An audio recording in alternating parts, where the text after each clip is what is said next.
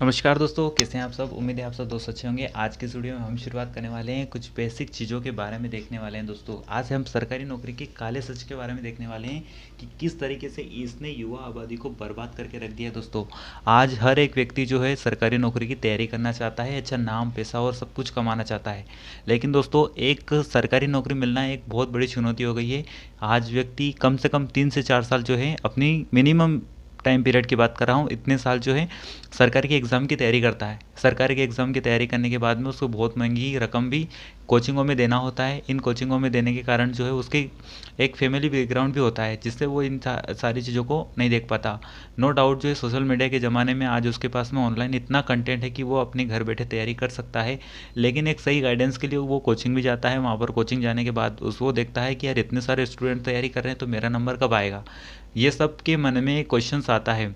हर बार vacancy के नाम पर 700-800 वैकेंसी आती है। जब हम ऊंचे लेवल की एग्ज़ाम की बात कर रहे हैं, जैसे आईएएस आईपीएस इन नौकरियों की बात करते हैं, तो इसमें 700 से 800 नौकरी आती है और उसमें लाखों से आवेदन होते हैं।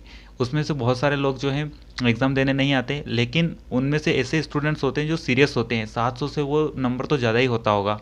उन नंबरों के कारण जो है स्टूडेंट्स हर बार देखते हैं कि यार आज नहीं तो पिछली बार लग जाएगा, आने वाले टाइम पे लग जाएगा। इस तरीके से एक लंबा समय हो जाता है सरकारी नौकरियों के पीछे, और उस ट्रैप से वो कभी बाहर आ ही नहीं पाता है।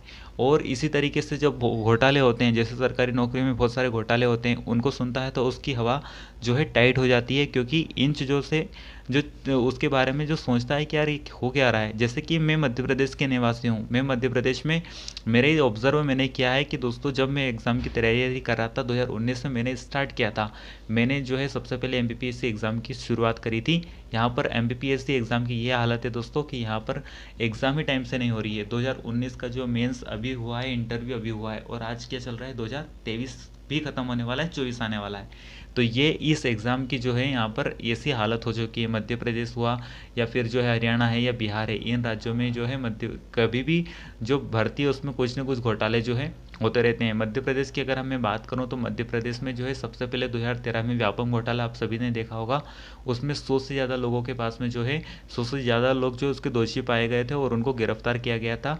और ये जो है घोटाला बहुत बड़ा घोटाला था। इसमें 4,000 करोड़ का घोटाला जो है सरकार ने किया था। ये व्यापम घोटाला था। इस जो मध्य प्रदेश में इसका जो व्यापम घोटाला है, जो प्रोफेशनल बोर्ड था वो उसका नाम बदलकर मध्य प्रदेश जो है कर्मचारी चयन बोर्ड कर दिया गया है। लेकिन पिछली बार ही पटवारी का एग्ज़ाम हुआ था।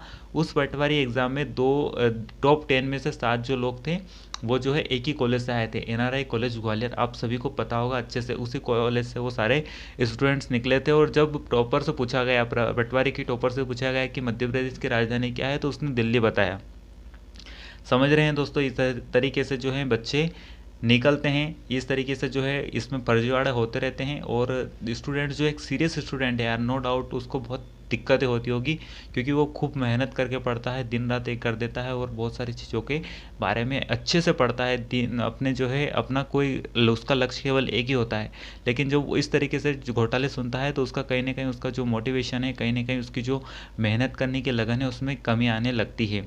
इसी के अलावा जैसे कि शिक्षा वर्ग 3 से प्राथमिक शिक्षा भर्ती घोटाला, उसमें 1080 जो है दिव्यांगों के लिए आरक्षित की गई थी। टोटल सीटों में से 1080 सीटें जो है दिव्यांगों के लिए आरक्षित की गई थी, जिसमें से 750 जो है उसमें दिव्यांगों की भर्ती हुई। उसमें 450 में से जो है लोग, इतने ऐसे लोग थे जो फर्जी तरीके से फर्जी प्रमाण पत्र बना के जो है एग्ज़ाम देने आए थे और एग्ज़ाम दे के क्वालिफाई भी हो गए और भर्ती ली, तब ये घोटाला उजागर हुआ।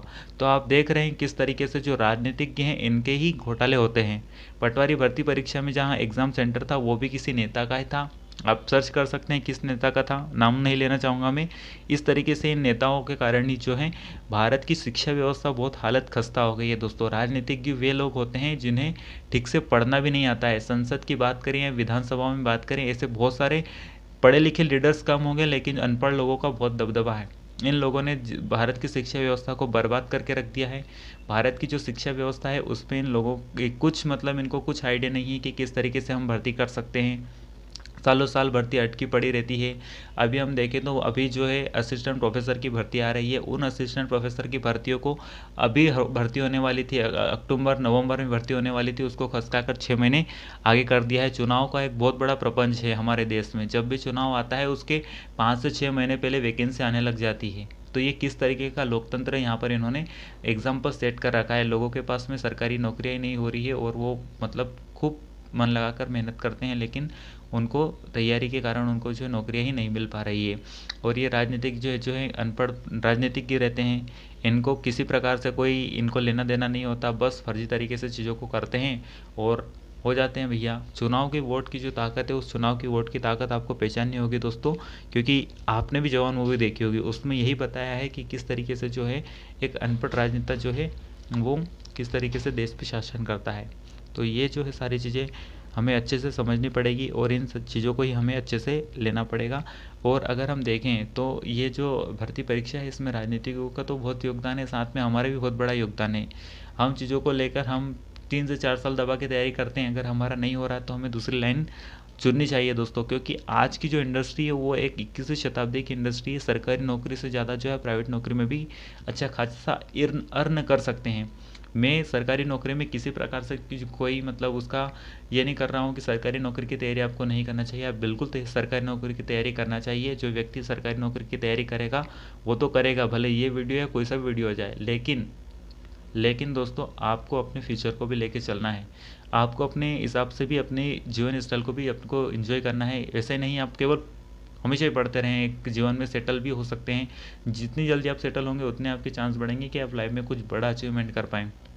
इसलिए जो है आप जो है अपने जो है बिजनेस से रिलेटेड चीज़ें, या आपको जो भी आप कोई भी जॉब्स करना चाहते हैं, स्किल डेवलपमेंट का कोर्स करना चाहते हैं, अब तो दोस्तों चैट जीपीटी जैसे कोर्स आ गए जिसमें आप बहुत सारी चीज़ों को अपने घर पर बैठ के अच्छे से सीख सकते हैं और अपने फ्यूचर को एक बहुत ब्राइट बना सकते हैं। तो इन चीज़ों का आप और सीखते रहिए। अगर आपको अच्छे से सीखना है तो आप 2-3 साल बढ़िया तरीके से सीखते रहिए। आपकी कॉलेज एग्जामिनेशन, जो भी बच्चे जो न्यू एस्पिरेंट्स होते हैं उनको अपने कॉलेज एग्जामिनेशन में से स्किल डेवलपमेंट कोर्स के बारे में अच्छे से अब उनको जानकारी लेना चाहिए और ऐसे कोर्स करना चाहिए जिससे वो बहुत आगे वाले फ्यूचर में अपने फ्यूचर को ब्राइट बना सकें, उनको काफ़ी अच्छा अर्न कर सकें। सरकारी नौकरी में नाम फेम बहुत होते हैं, जैसे आईएएस आईपीएस। इन नौकरियों में क्या होता है, 50 से 60 लाख, 1-1.5 लाख सैलरी होती है, पर मंथ की सैलरी होती है। साथ में बहुत सारे कर्मचारी दिए जाते हैं, उनके खाना बनाने से लेकर उनके कपड़े धोने और बहुत सारे जो भी रहते हैं, ये फेम है, गाड़ी वगैरह, बंगलो, ये सारी चीज़ें होती है। और सबसे बड़ा शादी एक बहुत बड़ा फैक्टर होती है।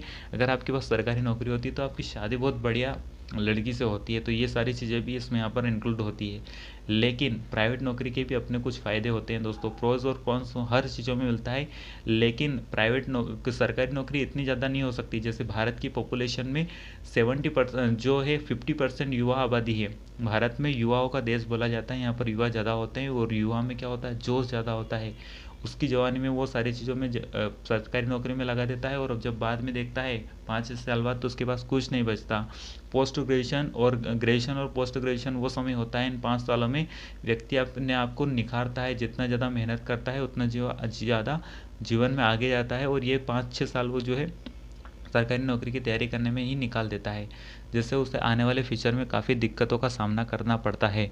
तो इन चीज़ों को हमें समझना है और हमें जो है अपने फ्यूचर को देखते हुए हमें बी प्लान लेके भी चलना है। आप सरकारी नौकरी की तैयारी करिए, लेकिन 1 से 2 साल बाद उन चीज़ों को देखते रहिए कि यार क्या माहौल चल रहा है और उस हिसाब से अपना डिसीजन भी चेंज करते रहिए।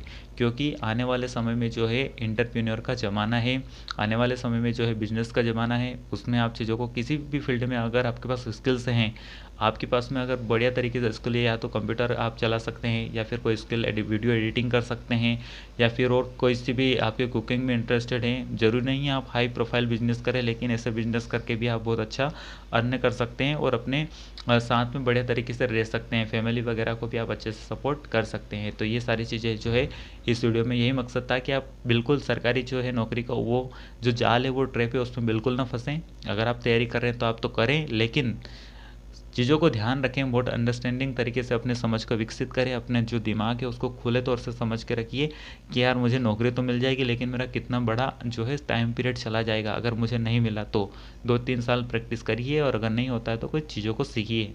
आने वाले समय में इसी का ज़माना है। तो इसी के साथ वीडियो को यहीं छोड़ते हैं और मिलते हैं नेक्स्ट वीडियो में, तब तक के लिए नमस्कार।